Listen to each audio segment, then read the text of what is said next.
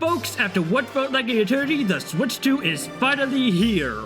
Die-hard Nintendo fans and those lucky enough to get it will be driving through the open world of Mario Kart World, while the rest of us watch. But despite all the hype early on, Nintendo has made baffling and self-destructive decisions that pushed me and many others away from buying it. Now don't get me wrong, the Switch 2's lineup looks incredible. In fact, it might be the most stacked launch lineup I've ever seen. But that can't hide the mountains of controversies they've gotten themselves into the past couple of months. Keep in mind, I've been a Nintendo fan since I was a kid. Hell, I was one of the few people that bought a Wii U. Let that sink in. So with the launch right around the corner, I figured why not make a video going over everything that happened over the past few months, and how Nintendo killed the hype for the Switch 2 for me and a lot of other people. By the way, this video took a while to make, so if you could, please leave a like, share this video with friends, and subscribe. It only takes a few seconds, and it really helps the channel out. What started off good with Nintendo showing off plenty of games that had us foaming at the mouth, such as Mario Kart World and Donkey Kong Bonanza, as well as the welcome surprise of finally porting the GameCube games, it all came crashing down where it was announced that some games would be $80. Oh boy.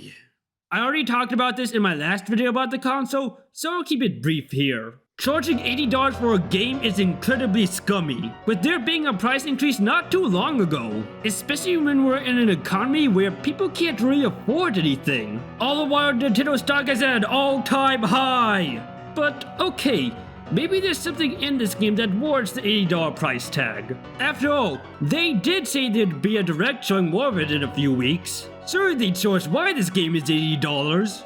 There wasn't.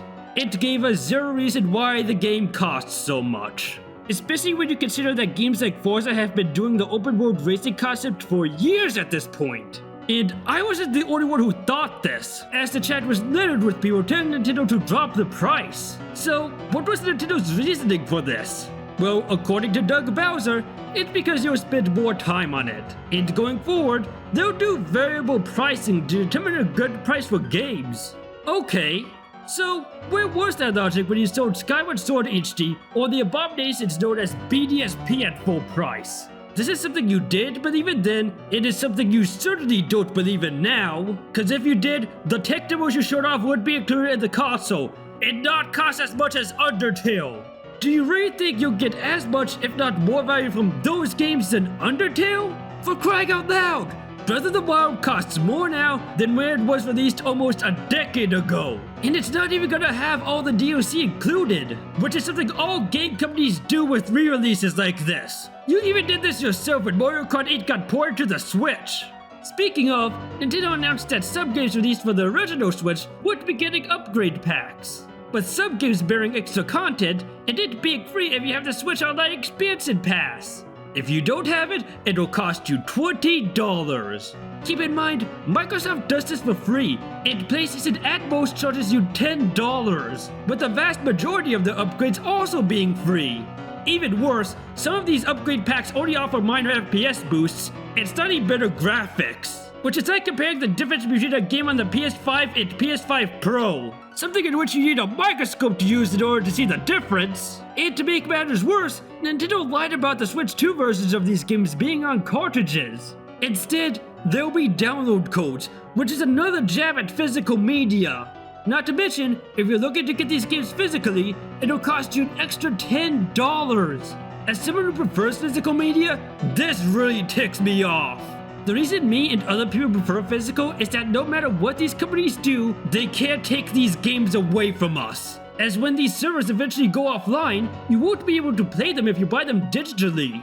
Hell, you know you screwed up when EA, yes, that same EA that is voted worst company in America, says that they aren't gonna follow suit and raise the price, effectively saying, we're evil, but we're not that evil. And if that wasn't bad enough, most third-party games won't even have their games on cartridges. Instead, there'll be game key cards, with the most infamous example being Sonic X Shadow Generations, a game that had a physical release on the original Switch, but is gonna be a game key card on the Switch too. Now, this might be a controversial take, but I don't blame these companies for doing this. As in a recent leak from Arc System Works, the reason why all these companies are using game keycards, it's because that there are only 3 types of formats for the Switch 2. Digital, game keycards, and 64GB carts. So if you're a company making a small game for the Switch 2, instead of wasting both money and space on a 64GB card, you choose the game keycard. It's obvious why Nintendo is doing this. They want to push us towards an all-digital future where we don't own anything. You don't even own your Switch 2, as according to the new EULA, they can break the system if they feel like you're modding it. So congrats, you just paid over $400 to rent a system from a company that thinks it's judge, jury, and executioner. Because of such like these, more and more people go towards the high seas to get their entertainment these days. As the sad truth is, those who pirate their games have more control over it than those who buy it digitally. Luckily, some stores are fighting back against this insane price hike and are selling these games at a reduced price. So yeah, this situation is bad, with a former PR manager from Nintendo calling it a true crisis moment for them, as a lot of this was announced the same day tariffs would be coming to the US. But hey, maybe they can somehow steer the ship around. As long as they keep their head down, go back on some of their actions, and make sure Doug Bowser doesn't say anything stupid, then maybe things will be alright. Looks like I spoke too soon on that last part. After that awful response about variable pricing, Doug Bowser decided to open his mouth again and pull a Don Matrick, effectively saying, if you can't afford the Switch 2, then get the original Switch. To give you an idea of just how bad that take is, when Don Matrick said something similar, it's not only new to the Xbox One, but Xbox as a whole, to the point where they've become the modern equivalent of Sega. And if Doug Bowser hasn't learned to keep his mouth shut, he announced that Nintendo of America wouldn't be ditching DEI.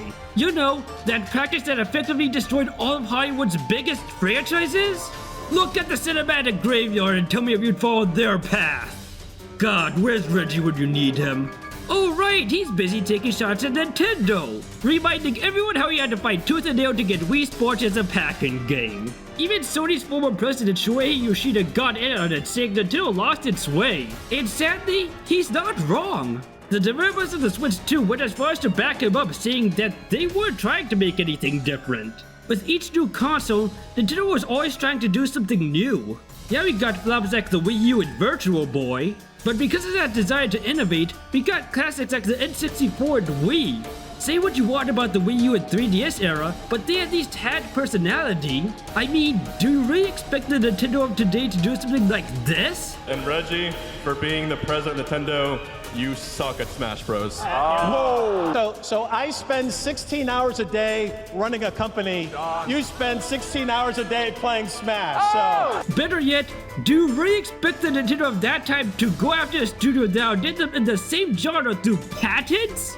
Okay, maybe they would, but you get my point. It felt like they were always trying to please their fans, as opposed to now where you get some kind of weird monkey's paw for everything they do. Case in point, the GameCube controller. While it is cool that they're re-releasing it, once you dig a bit deeper, you'll realize that it's pretty much a scam. Not only is it a nightmare to get, but it's only compatible with GameCube games. May I remind you that these same controllers are compatible with Mario Kart 8 Deluxe and Smash Ultimate on the original Switch. Hell, Smash Bros is the reason why you re-released the controller in the first place. And let's not forget about the Joy-Cons. Not only are they almost $100, but they apparently didn't fix a Joy-Con drift issue, something that was a massive deal with the original. And the crazy part is, this issue was fixed decades ago thanks to how it fixed sticks, which aren't even that expensive. Nintendo, don't you remember you had an entire lawsuit that you lost because of this? Well, of course you did. Because in their updated EULA, it also says that you can't file a class action lawsuit against them. And if you decide to do so in the future, it's a tedious process that has to be resolved within 30 days. But the most outrageous one has to be the button on your controller that requires a subscription in order to use. In my last video, I praised Nintendo for finally embracing the social aspect and finally adding voice chat. But after arguing with my friend about it, and losing it so badly it was the equivalent of getting 3 stocks in Smash, I can see how stupid I was to defend this. Especially when you have Discord right there for free. Listen, I can admit when I have a bad take, and this was definitely one of them. So go ahead and roast me. I deserve it. And if that wasn't bad enough, it was also announced that there wouldn't be any early review units for the console. Which makes you wonder, what was Nintendo smoking when they were making this thing? Since it was already revealed that the battery life would be worse than the original, but it also wouldn't have VRR when docked. You know, that thing that prevents screen tearing and input lag? Like seriously, how on earth do you make the Switch 1 look more superior than its predecessor? Now, some people are hoping for a price drop like with the 3DS, but I wouldn't hold out hope for that. While Nintendo is doing everything they shouldn't do with the Switch 2, the sad truth is, they might get away with it. The Switch was a huge success, and the Switch 2 has games people are looking forward to. Plus, the gaming landscape was different when the 3DS came out. Sony and Microsoft were doing good as opposed to now when it feels like they're just floundering around. Yeah, go ahead and raise the price of your console, Microsoft. That will sure convince people to buy the worst performing console out right now. And well, yes, Switch 2 pre-orders did sell out, and it'll be hard to get one in the coming months, especially when they've been creating FOMO with the Mario Kart World Bundle only lasting until fall. The same is true for the longest time for the Xbox Series X and PS5. But look at them now, collecting dust on store shelves. It wouldn't surprise me if the Switch 2 met the same fate, especially when they announced that there might be a potential price increase in the near future. Nintendo, do you want people to buy this thing? You're supposed to lower the price to entice people, not raise it. You even admitted the price it's already at would hurt sales. At this point, get a Steam Deck. It costs just as much, has a bigger library, will run Switch 2 games better if you manage to get them on it. Plus, Valve doesn't have a button on standby that nukes your console if you decide to mod it. It is clear that in the past few months that the Nintendo we all loved is gone. Gone is the company that was trying to innovate, push forward, and create the next big thing. So they had their missteps. Nintendo Creators Program! But it felt like they were putting their fans first. As opposed to now where it feels like they only care about the bottom line. Bullying smaller studios instead of trying new things, and squeezing as much money out of us as they possibly can. The Switch 2 will either be a huge success or a massive blunder for them. And if I'm being honest, I hope it's the latter. Because when you reach the top, sometimes you lose sight of what truly matters. And the only way to remember that is by hitting rock bottom. But hey, that's all for me. Let me know what you guys think. Are you gonna buy a Switch 2? Or are you gonna sit this one out like I am? Let me know down below and I will see you all later.